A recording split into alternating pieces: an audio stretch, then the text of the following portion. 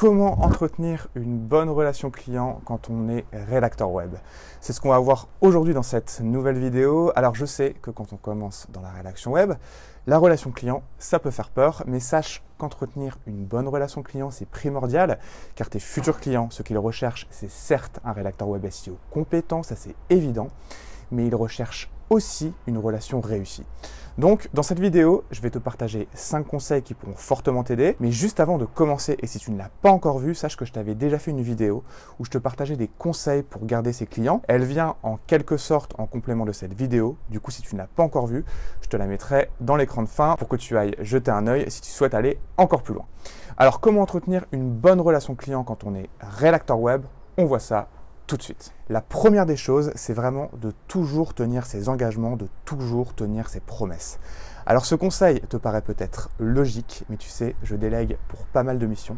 Et je peux te dire que pour trouver des prestataires qui tiennent toujours leur engagement, c'est vraiment pas si facile que ça. Moi, quand c'est ça, clairement, quand je me rends compte que le prestataire ne tient pas ses engagements, je réfléchis même pas et je dis au revoir tout de suite. Pourquoi? Parce que comme je te l'ai dit au début de la vidéo, ce que recherchent tes futurs clients, c'est bien sûr un rédacteur web compétent, mais c'est surtout une relation réussie, une personne sur qui ils peuvent réellement compter.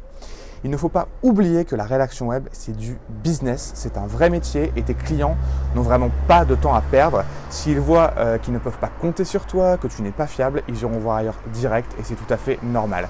Donc, ne leur fais jamais de promesses que tu ne pourras pas tenir, sois toujours 100% honnête avec eux parce que sinon il est évident que tu ne garderas jamais tes clients. Retiens bien que construire une relation de confiance, ça peut prendre dans certains cas du temps, mais par contre pour la détruire, ça peut aller extrêmement vite, donc n'oublie pas de toujours tenir tes engagements. Le deuxième conseil pour entretenir une bonne relation client, c'est de faire en sorte de ne pas multiplier les échanges, notamment si tu échanges par mail avec tes clients. Alors pourquoi je te dis ça ? Tout simplement parce que, comme je te l'ai dit juste avant, tes clients n'ont pas de temps à perdre. Quand tu es entrepreneur, tu peux avoir énormément de choses à gérer. Ton temps est ce qu'il y a de plus précieux. Donc, fais toujours en sorte dans tes mails d'être clair, net et précis. Retiens bien que ton but, c'est vraiment de leur faire gagner du temps et pas de leur en faire perdre. Donc, assure-toi une fois de plus dans tes mails d'être clair pour pas qu'ils se disent « je comprends pas ce qu'il a voulu dire », etc. Autre point super important. Quand on se lance dans la rédaction web, c'est vraiment pour se positionner comme consultant et non comme exécutant. Si tu me suis depuis un moment, tu sais bien que je t'encourage vivement dans cette voie. Tu dois savoir tout gérer sans forcément avoir besoin de la validation de ton client. Alors bien sûr, au début, quand tu commences à collaborer avec un nouveau client, il peut y avoir quelques ajustements à faire. C'est tout à fait normal, mais très vite, tu dois réussir à construire une relation de confiance et à faire en sorte qu'il te laisse gérer. Et une fois que c'est fait, les échanges doivent vraiment être brefs mais précis. Troisième conseil pour entretenir une bonne relation client, c'est de faire super attention à tes tournures de phrases dans tes mails. Je te dis ça parce que, par exemple, quand on reçoit des messages de nos amis, il y a des fois, ça peut porter à confusion. On peut croire qu'une personne nous en veut, alors qu'en fait, c'est pas du tout le cas. Donc moi, je te conseille vivement de toujours relire ton mail avant envoi. Fais toujours en sorte d'être dynamique, positif et de faire attention aux mots que tu utilises. En toute logique, en tant que rédacteur web freelance, il ne doit pas y avoir de soucis à ce niveau-là, mais je tenais quand même à te le préciser. Le quatrième conseil, c'est de faire preuve d'une grande réactivité. Alors je sais bien que ça peut être contraignant pour certaines personnes, mais je peux te garantir que tes clients apprécieront grandement cette qualité.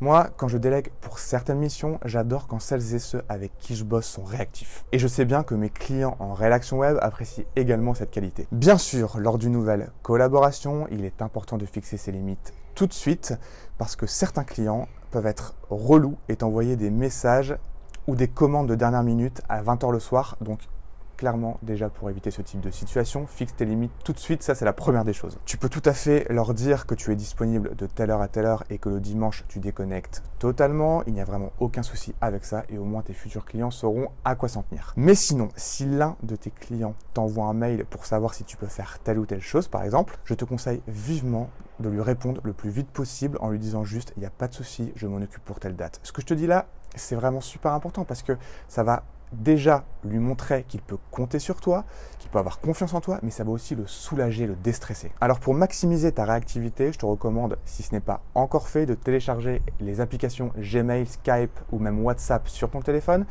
Ça dépend comment tu communiques avec tes clients, mais au moins avec les applications directement sur ton téléphone, ça te permettra juste d'augmenter considérablement ta réactivité. Le 5e conseil, c'est de toujours garder une relation professionnelle avec ses clients. Ce que je veux dire par là, c'est que tes clients, ce ne sont pas tes potes. Bien sûr, on peut s'attacher à certains de nos clients, ça c'est évident. En ce qui me concerne, j'adore vraiment mes clients, mais je fais toujours en sorte de garder une certaine distance, tout simplement parce qu'on ne sait jamais ce qui peut se passer. Juste pour te donner encore un petit exemple. Imaginons qu'un jour, l'entreprise de ton client tourne moins bien, qu'il n'a plus les fonds pour te payer, ou encore qu'il se rend compte que tu ne lui amènes pas les résultats qu'il souhaite, et ben t'as beau être ami avec lui, c'est pas pour ça qu'il continuera à collaborer avec toi. Je te rappelle que ça reste du business avant tout, et en plus, si toi tu t'es vraiment attaché à lui, que tu le considères réellement comme un ami, je peux te dire que ça peut réellement t'attrister. Bien sûr, il faut aimer ses clients, c'est évident, il faut s'intéresser à leur univers, il faut vraiment tomber amoureux de leur entreprise, de leur projet. Mais le tout, c'est juste de trouver le bon équilibre et de garder une relation professionnelle. Voilà, écoute, j'espère que ces quelques conseils ont pu t'aider, surtout si tu démarres dans la rédaction web et que tu ne sais pas vraiment encore comment t'y prendre avec tes futurs clients. Dis-moi ce que tu en penses dans les commentaires. Si tu as des questions, tu me les poses. Je me ferai un plaisir de te répondre. Et si tu souhaites aller encore plus loin et avoir d'autres conseils pour bien gérer la relation client, tu trouveras la vidéo dans l'écran de fin qui apparaît dans 5 secondes. Sur ce, je te souhaite une très belle journée, une très belle soirée. Prends soin de toi et on se voit bientôt.